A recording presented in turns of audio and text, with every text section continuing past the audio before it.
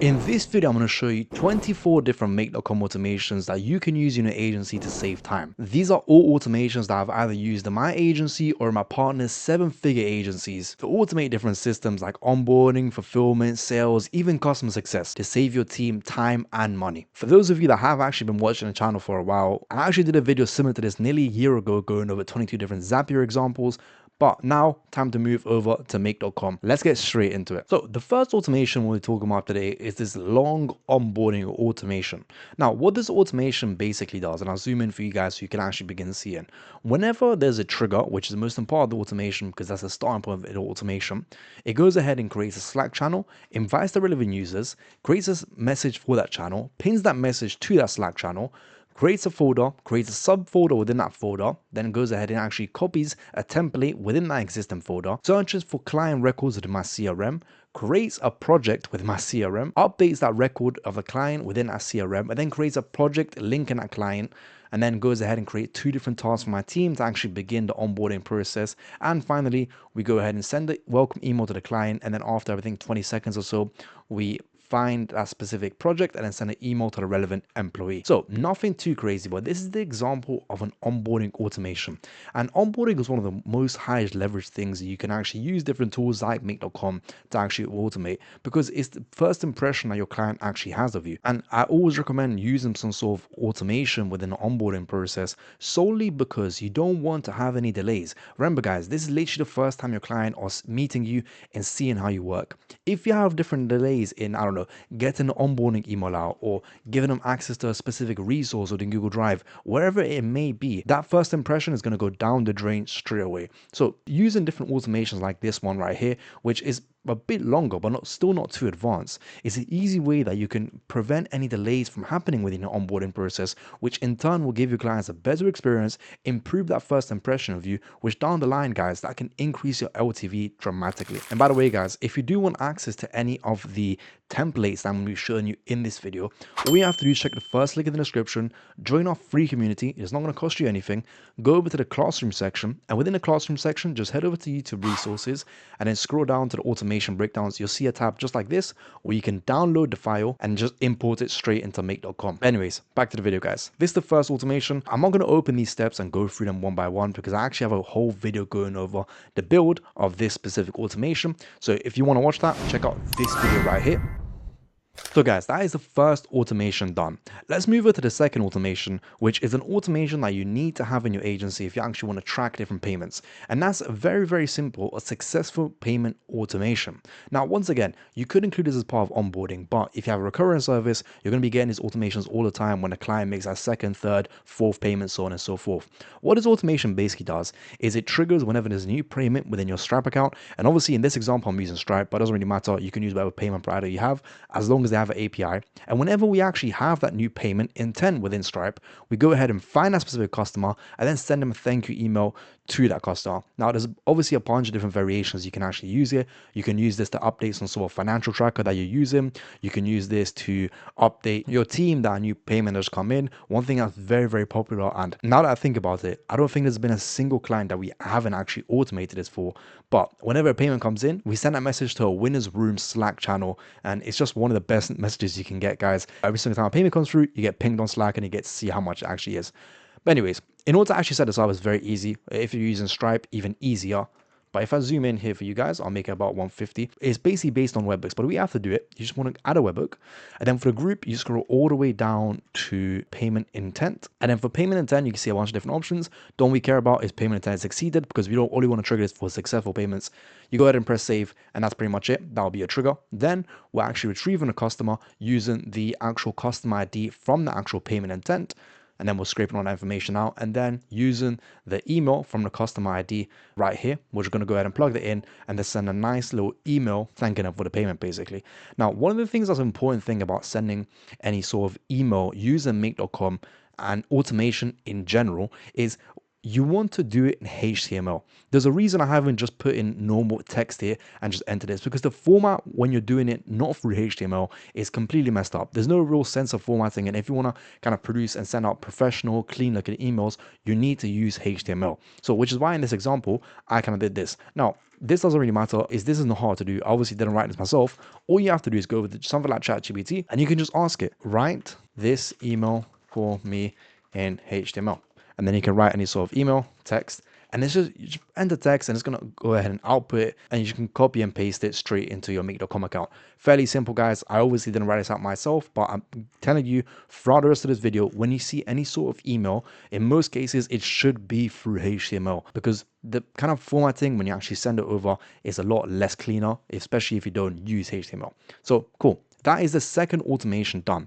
Now let's talk about the third automation. Now, third automation is when it starts getting a bit more interesting. And now we're still more so talking about the early side of things. In this specific example is sales. So what we're actually doing in this simple automation right here, every single time we get a call being booked for this specific event, which is sales example YouTube, we go ahead and we create a record within my CRM. Now we have a filter here to ensure that this only triggers for my sales calls. Let's say you have a bunch of different Calendly events, like me, for example. I run my team calls on Calendly, I run my internal client calls on Calendly. So I filter this so it only works for my sales calls.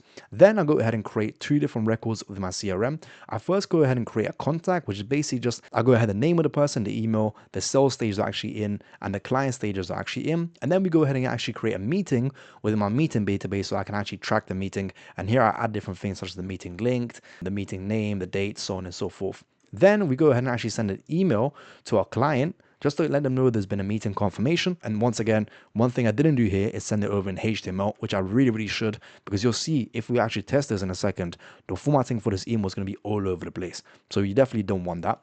And then we go and just send a message in our testing channel to let my inside team know that we actually have a sales call booked. So fairly simple. And you know what? We actually might be able to test this out live. So let's go ahead and run this. And we'll wait for new data, and I'm just going to quickly go ahead and book a call. So we'll make it for 1 p.m. tomorrow, I guess, or we can do 4:30. And now I need to add all my details. So I'm just going to quickly fill this out with some example data. So I went ahead and actually filled it out with some example data. Now all I have to do is go ahead and press this schedule button, and this automation is going to automatically run. And once again, it's going to go ahead and create a contact within my database. So if I actually go ahead and run this, and once again, I filled out all the different automation here, all I have to do is press schedule event. And now this automation, let's see, looks like someone booked a call. Okay, we'll go for 3:30 instead. And once again, I'll just fill in the information here. So go ahead. And then now if I go ahead and press schedule event, hopefully those automations will actually run, and then all the things are going to happen. So we're creating a lead within my CRM, we're creating a meeting, we're sending an email, and we're sending a Slack message within Slack. So within my example CRM that we actually built out in the previous video, if we open up sales breakdown and we go to leads, we should see this lead right here, which has just been created right now. And as you can see, we have that created time, we have that meeting, and then we can also see that assigned meeting that was also created right over here. So you can see the meeting is tomorrow at 3:30. And if I want to do, I can press this link to automatically join the meeting. Very simple, guys. This is one of those automations where it's kind of essential to keep your CRM up to date. You obviously don't want to manually be updating your CRM. And this automation makes it very easy to, for example, track if they're qualified on an actual sales score, assign them a lead score, even no-show them, mark them as closed, so on and so forth. There's a lot more you can kind of bridge onto using an automation like this. And we also kind of updated them internally. So that is automation 3. Now it's time to move on to automation 4, which is somewhat related to automation 3 if you really think about it. So what I've actually got for this event is I set up a workflow within Calendly. Let me actually show you what I'm talking about. But I basically set up a workflow within Calendly that whenever that particular event finishes, I send an email to the host, which in this case is myself. And this is what I actually use to trigger this automation 4 right here. So all this basically does is it watches my email for particular subject line event finished. Once it actually finds that email, it goes ahead, it basically scrapes the information from that email, and then it searches for that record within my contact database to then send a Slack message within my internal channel to basically remind the closer to actually update that lead form right here with the different following steps, whether they were qualified, whether they didn't know showed, follow updates, so on and so forth.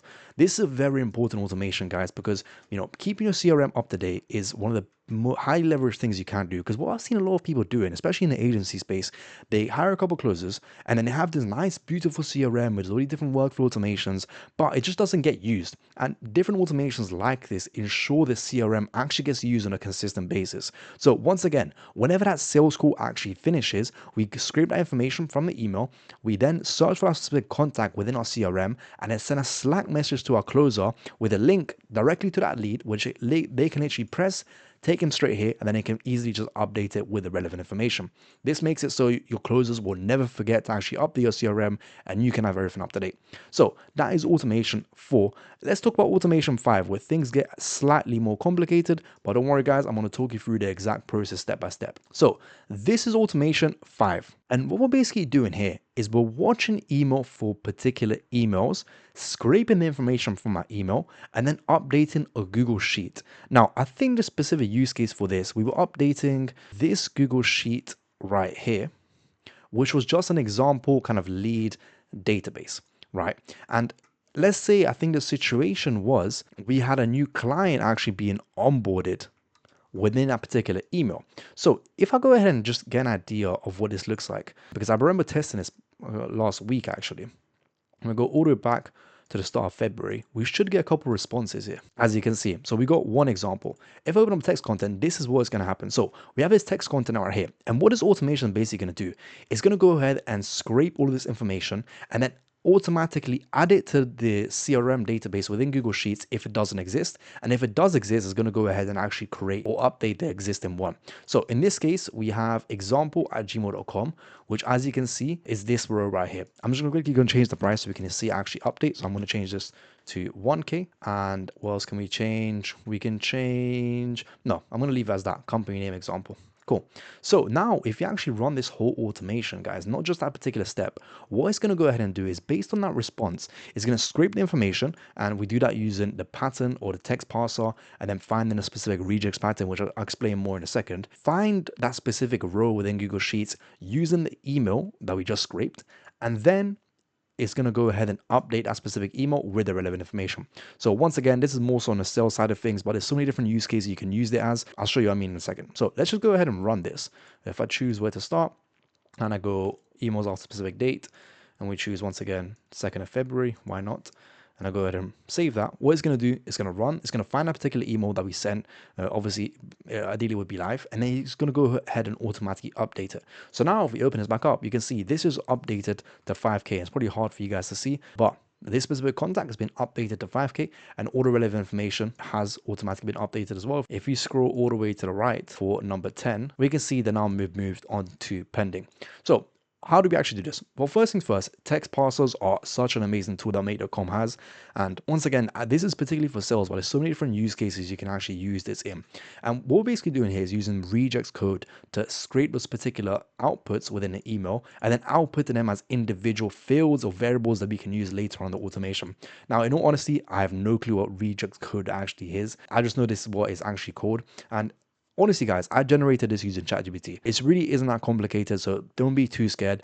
Just literally, once again, go to your good old friend ChatGPT and ask it to generate the regex pattern code for Make.com to extract XYZ from the specific text. Play around with it a bit, but it's going to go ahead and figure it out for you, so you don't have to do much. So many different applications for this. In this specific scenario, once again, it's on the sales side of things, but let's say you're trying to connect something, or you get new lead responses through email, or I don't know, some sort of service provider sends you information for email, you want to automatically add it to your CRM, project management system, wherever it is. This is the easy way you can actually do that using automation. All right, guys, I hope you're still with me so far. So far, we've covered 5 different Make.com automations, which means we have 19 left. Let's move on to number 6. So automation on number 6 is automation that I use a lot. And I basically use this automation to automatically generate payment links within Stripe and then automatically send them to the client. Now, how does it work? In this example, is a trigger within Make.com, but you can do this through a form, you can do this for a message in Slack. You can do this through an email. I mean, so many different options for you.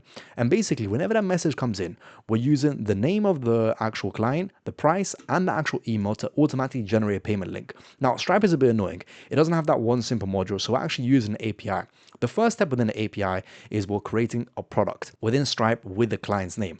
Once you've actually done that, we're then creating a price, which that price that we automatically imported in. And in this case, we're making it reoccurring, but this is monthly. You can obviously change it if you wanted to, whether it's quarterly, yearly, or even just a one-off payment. And then once you've created a product and a price, we can actually go ahead and create that payment link, which we're then automatically sending over to the client. Now, one thing to watch out for when you're using this is Stripe processes all the numbers in pennies. So as you can see over here, to the price, I added 2 zeros. So £1 would be 100 pennies, and that's why I've added 2 zeros here. And to be honest, we should be able to test this out. If I go ahead and run this automation, it's going to go ahead and create a payment link and send me over that payment link. And if we open this up, we should be able to actually see this live. Oh, there you go. You see that payment link for £1,000 customized to Ronald Donald package, which was the trigger input that I had all the way over here. So obviously don't use this payment link, don't pay me $1,000 for no reason, but this is a simple automation you can use to kind of streamline either onboarding or even upsells within your agency to automatically create different payment links for your clients, service providers, wherever else it may be. So that's automation number 6. Now let's move over to automation number 7. And right here we have another Stripe payment automation.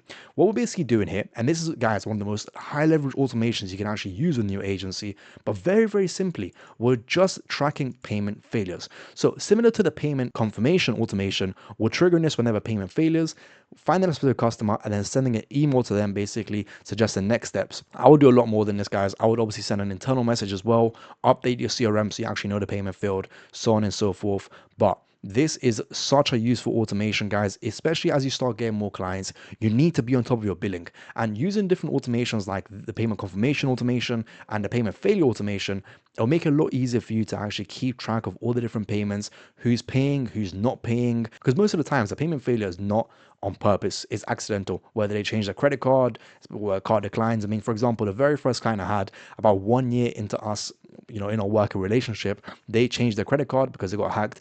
They didn't tell me, payment failed, and this automation triggered right here, and I was able to immediately contact them and be like, hey guys, payment failed, and they updated it straight like that. So use this automation to avoid any conversations.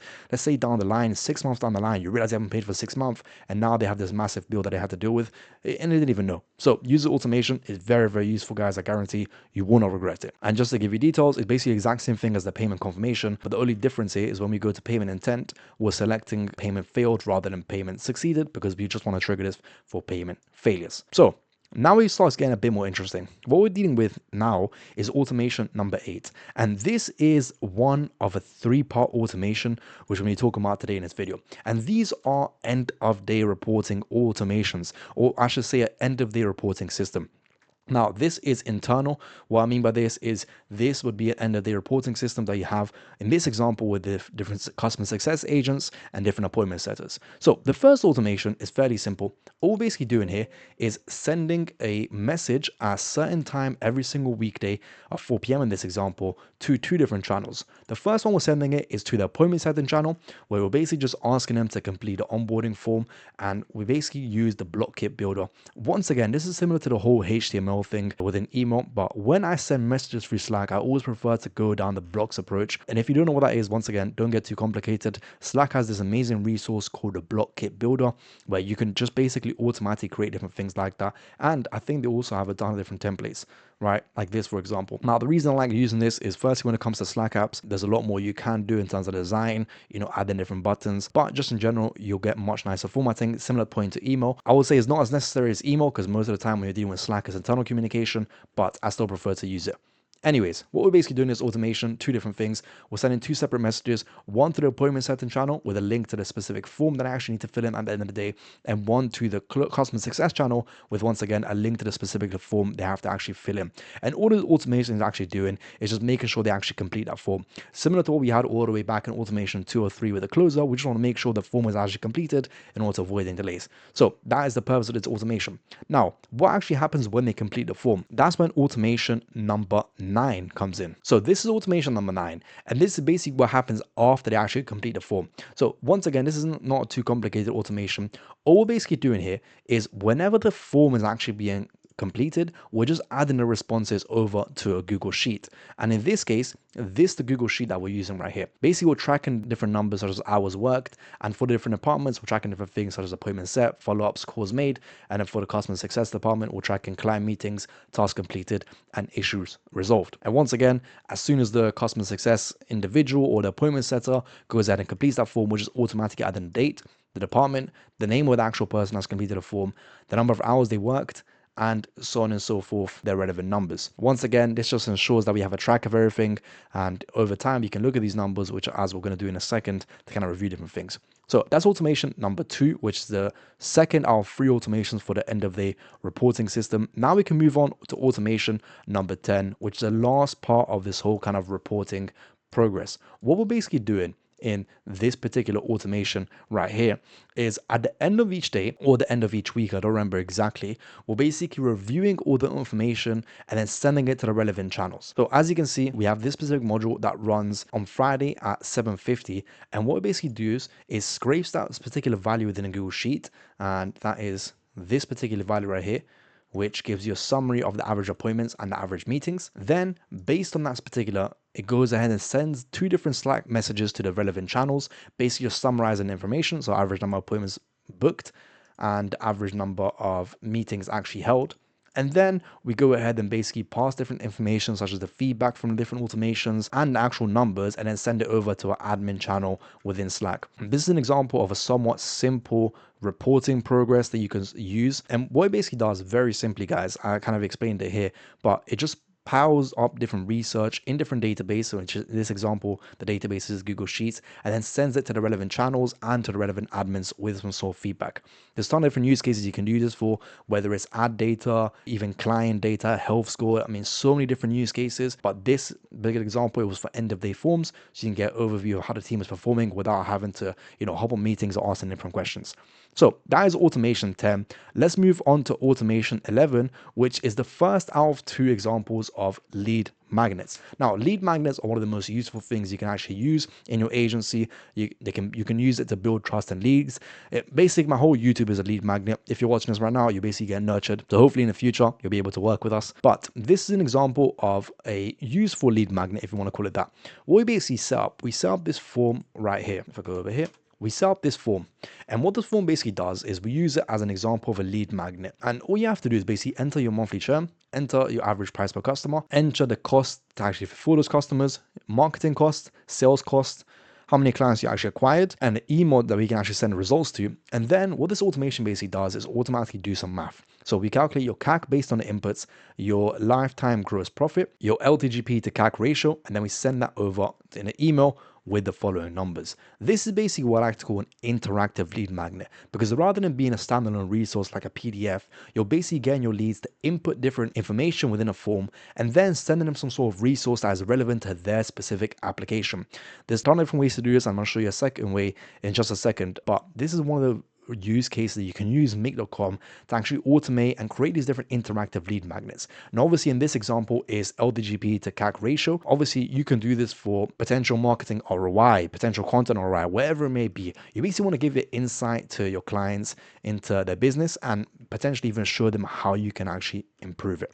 So that's automation number 11. Let's move on to automation number 12, which is actually another example of an interactive lead magnet, just slightly different. So what we're doing differently in this automation is whenever a lead comes in, and once again, in this example, I'm using a basic trigger, but this can be, after they book a call, after they fill out a Facebook form, after they join a community, wherever it may be, we're basically grabbing a template from the Google Sheets, which is this template right here, which is just an example of, once again, another interactive magnet where they fill in the information. But the key thing here is that we're making it personalized to them.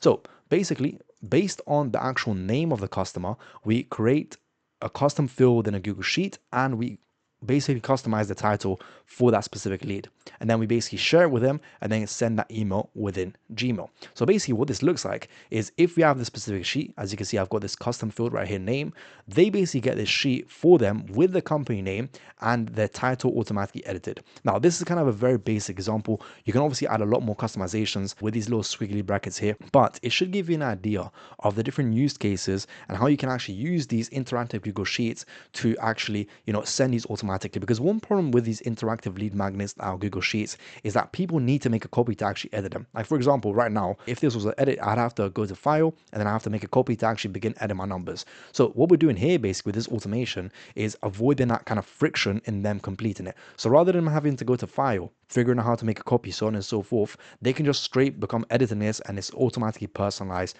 to them. So pretty much it, guys. That is automation number 12. By the way, guys, I hope you're enjoying this video so far. If you found this valuable in any way, I really appreciate if you subscribe and leave a like. And once again, guys, if you want access to any one of these automation templates, all you have to do is check out the first link in the description, join my free community, go over to the classroom section. If you go to YouTube resources, within the automation section, you'll see a card just like this, where you can just download the template straight away for each of the different automations. Anyways, back to the video, guys. Let's talk about automation number 13. Now, this very simple automation here is an automation that can seriously change your fulfillment process and how you actually go about doing different things. All this automation does, very simply, whenever a project within my project management system is actually updated to the active status, so from onboarding, we get over to active, it's going to automatically create different tasks for that specific customer that automatically assign to relevant employees and have different variable due dates for different information. And I'll show you an example of what this looks like. So in this example, we have Marketing Inc. project. And as you can see, these guys they only have one task, that's prepare YouTube channel audit. But for now, they don't have anything else. If I go ahead and actually trigger this automation, let me just make sure that this is actually on. Cool. And we go ahead and turn this automation on. And I go ahead and update this particular project to active. What this automation is going to do is going to automatically find that project and then create 2 different tasks within that project. And this is the starting point to actually automating your fulfillment process. There's so many different nuances on how you can actually use this, whether it's an update within your project management system, whether it's them completing a form, whether it's them booking a specific call. But what you basically want to do is you want to find different points where your client or some sort of trigger actually happens for the automation, and then based on that trigger automatically create different tasks. So as you can see, this automation go ahead and run. And now if I go back to this specific use case, you can see we have these 2 different example tasks done with the task notes automatically imported in, the assigned employee automatically there, so on and so forth. Honestly, guys, this is an automation that people do not use enough in their agencies, and I see this all the way across from people doing 50K a month all the way to 300K a month. They're not using simple automations like this to streamline their fulfillment process, because let's say, for example, someone forgets to create that task. That's going to go ahead and cause a delay within the fulfillment process.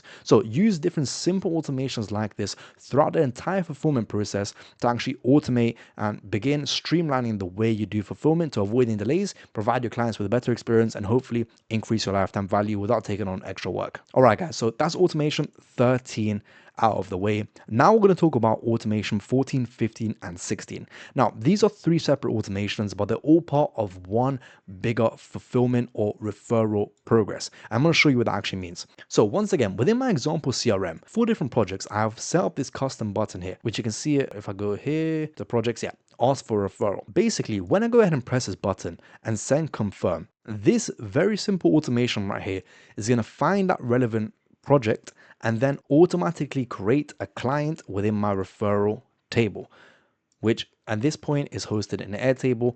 Obviously doesn't really matter, but as you can see, if I go ahead and press this button, this automation will run, and I'm just going to run this quickly, and it's going to go ahead and find a particular project and add that project within my Airtable base, very simply. Now this is a referral base, and hopefully you can see it. I know it's a bit small, but this is basically, we have 3 different tables. We have the referral table to track different referrals that are coming in. We have the different clients table, so we can actually assign those different referrals to particular clients. And then we have a rewards table, so we can kind of automatically track different rewards if they're been confirmed, so on and so forth. So this automation is still running. If I go ahead and ask this again, it should work this time. For some reason I think I need to reconnect Airtable, but the premise still stands. Very simple automation. From an update within a project management system, we can automatically basically ask our clients for a referral. And obviously there's different ways to do it. You can take care of it on a call, you can send them an email, you can send an SMS, you can send a Slack message, depends on how you actually communicate with your clients. But this simple automation here basically allows us to have that client within our referral database, so later on the line we can actually track if they actually brought us in anyone.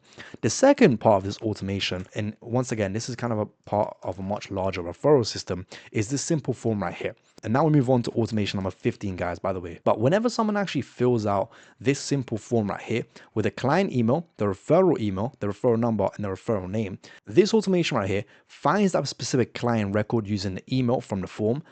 Then if we go ahead and find it, it goes ahead and processes those different referrals and adds them as an individual record within that referrals table. Now, why is this useful, guys? Straight from someone completing this form, whether it's your customer success manager or the client themselves, we're automatically tracking different referrals within the client database.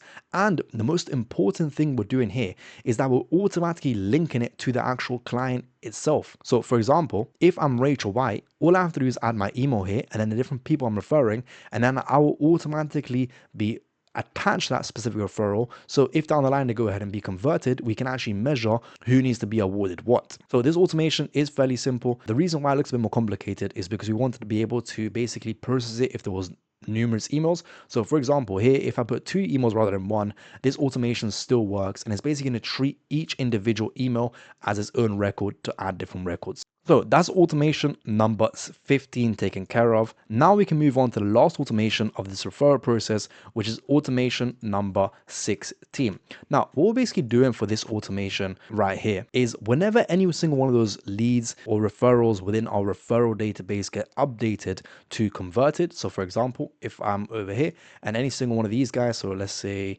for example, Charlotte Hill or Ryan Baker gets updated to converted, this automation right here is going to automatically run. It's going to find that particular client using the actual ID, and then it's going to go ahead and actually create a record within our rewards table, so we can basically match some sort of reward for a client and track it. And then we go ahead and actually send an email to the client basically saying, congratulations, you've been rewarded XYZ based on the reward value and the different reward type. And then we can basically go ahead and actually, fulfill the reward part of that referral process. Once again, a very, very good automation. And guys, I will say, like, this is a very simple referral database. It's nothing crazy. I think I actually built this out in a YouTube video live with you guys, but it's one of the ways you can actually make sure you're tracking different referrals within your agency and making sure the right rewards go to the right people, so you're actually rewarding people that are actually referring you. So that's automation number 16. These part 3 automations we worked on basically automating this referral table and a whole referral process within your agency. Now let's talk about automating something else, automating proposals within your agency. Now, a lot of different agency owners take a long time to do proposals. So the purpose of these next 3 automations is to basically automate the proposal process. And it all starts with this automation right here. What this automation basically does is whenever a call is being booked on Calendly, it's going to go ahead and actually search for the closer based on the actual email within Calendly. And then it's going to go ahead and actually create a meeting record within my sales database example within Calendly. So once again, we're searching for a closer using that different email, and then we're creating a meeting within that specific sales database based on what we have from Calendly. And then we're sending a Slack message over to a closer channel, just basically confirming that a sales call is actually being booked. Now, the second part of the automation, and I'm not going to count this as a separate automation, but within actual Google Sheets, we have this automation right here that whenever that call is basically finished, we're sending a message to the Slack channel telling them to complete this form right here.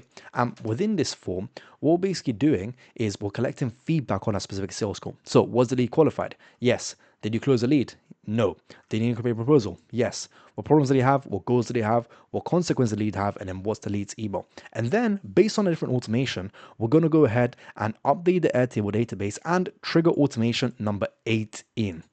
And then trigger automation number 18, which is this automation right here. So within this automation, we're basically getting those form responses. We're finding a specific meeting within our closed database using the email from the form response. Then we're going to go ahead and actually update the meeting to the relevant stage, depending on what it actually is. And then if the meeting needs a proposal, we're going to go ahead and basically process those different answers, such as their problems, their goals, their consequences, send everything over to ChatGPT to basically generate a response.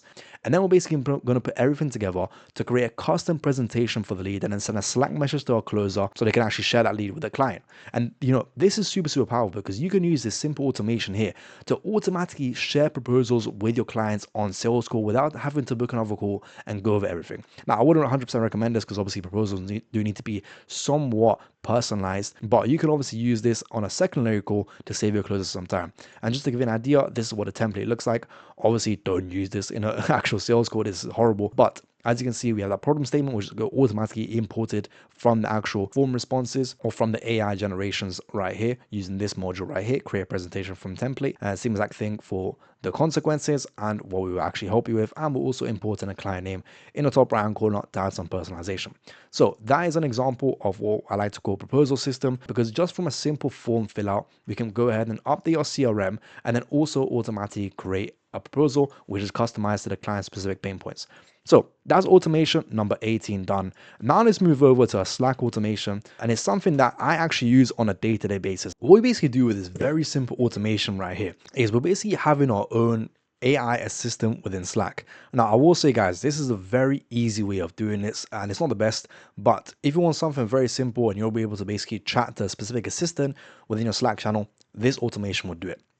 Basically, all we're doing is we are triggering this from any sort of message within a specific channel, and then we'll basically be sending that message over to ChatGPT and having our bot reply to it. And I should be actually able to showcase this to you guys. Within my actual testing channel, all I have to do is ask a simple question like, I don't know, what is the length of the equator? And then we're just going to go ahead and actually trigger this and then run this automation. And within Slack, you can see it's going to automatically respond to it with that specific answer. Now, obviously, this is a very stupid example, and I wouldn't use it to actually find the length of the equator, unless obviously you want to.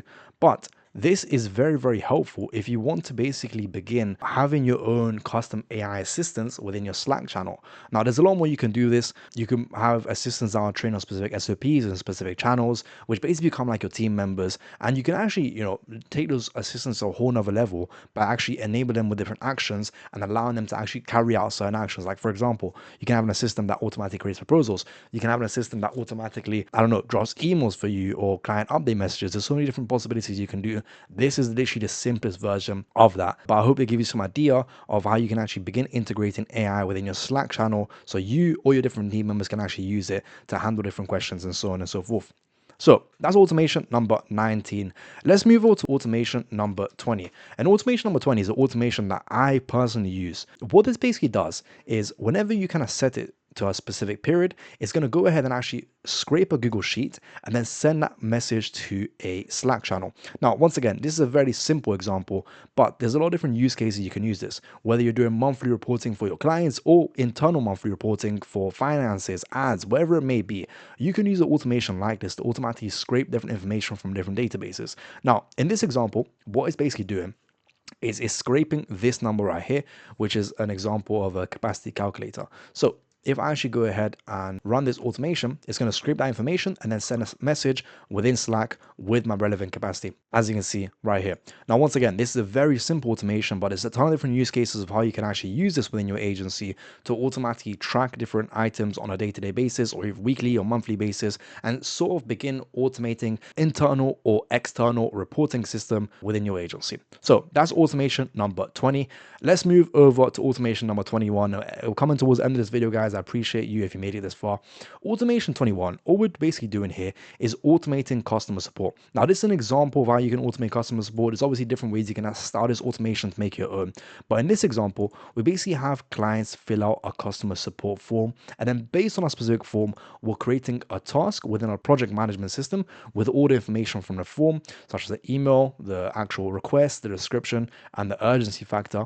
And then we're basically sending a Slack message just to kind of reassure that there's been a request from a client, and then sending a confirmation message to the client that we're actually working on the particular request. Now, once again, in this example, it's a Google form trigger. You've probably seen a lot of different Google form triggers throughout this whole video, but it doesn't have to be a Google form.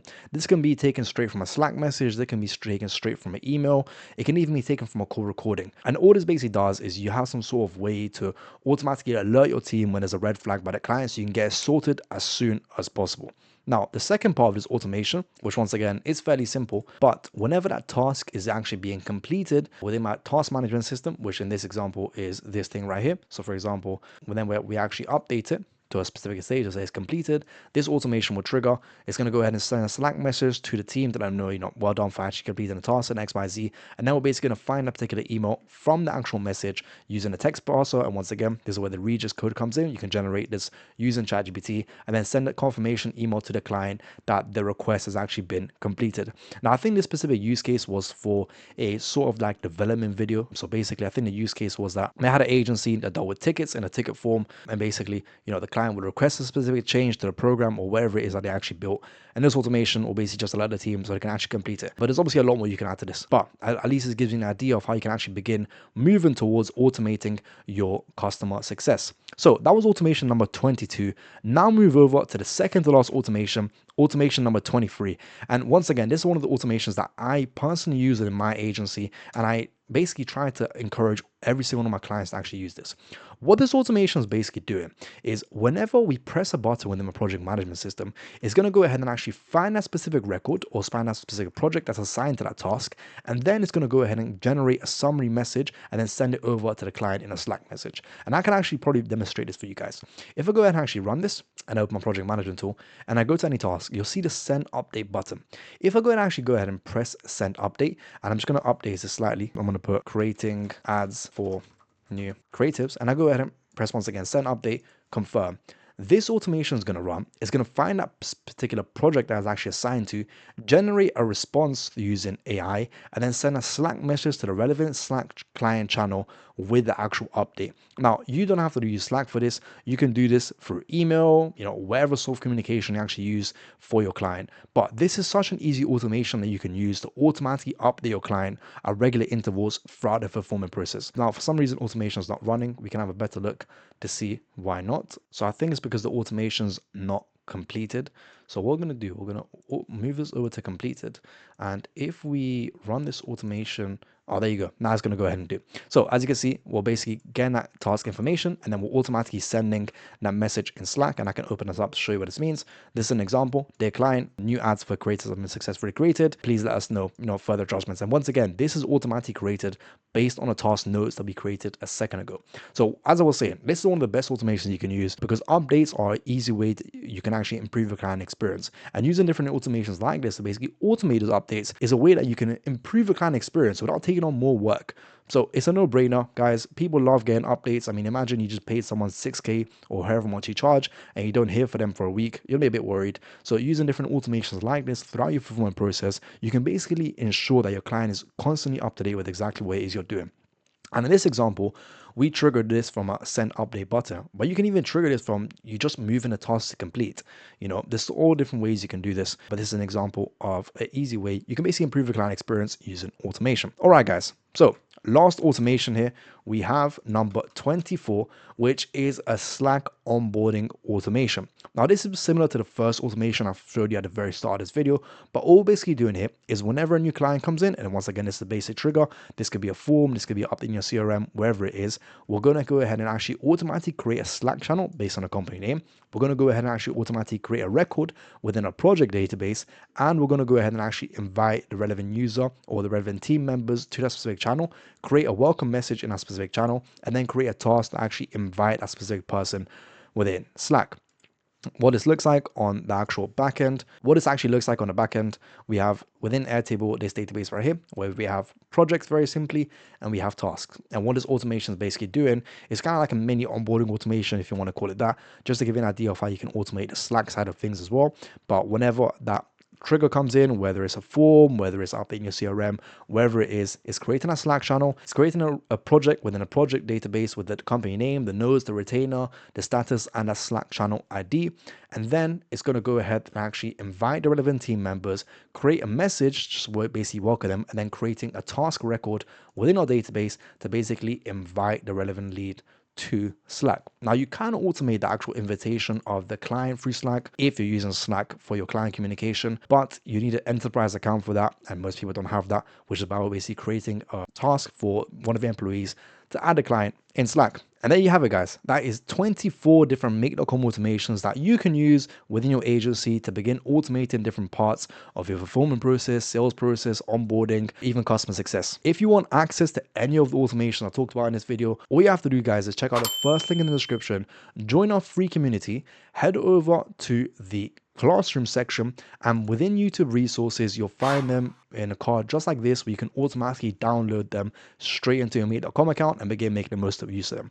Also, for most of the automation I talked about in this video, I actually have a whole video going over the build out for them. So within a classroom, within school, I will also attach the relevant video for each of the automations that have one, so you can dive deeper into the specific automations. If you actually watch this video to the end, I mean a lot to me if you can subscribe and like this video so you can get more videos like this on your feed. Let me know which one of these automations you're most likely to use within your agency, and if you want a specific build out for any automation I talked about in this video that I haven't already done, just leave a comment below and I'll make sure to actually go ahead and build that up for you.